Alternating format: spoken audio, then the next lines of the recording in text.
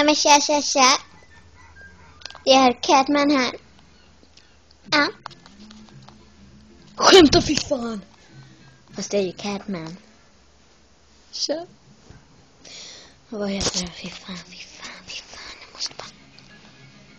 Nej, ibland kan jag vara lite 30,000% sexy. Det är bara ibland. Som nu. Kanske bara lite sexy då. Kanske är lite för liten för att vara sexy. Jag bryr mig inte.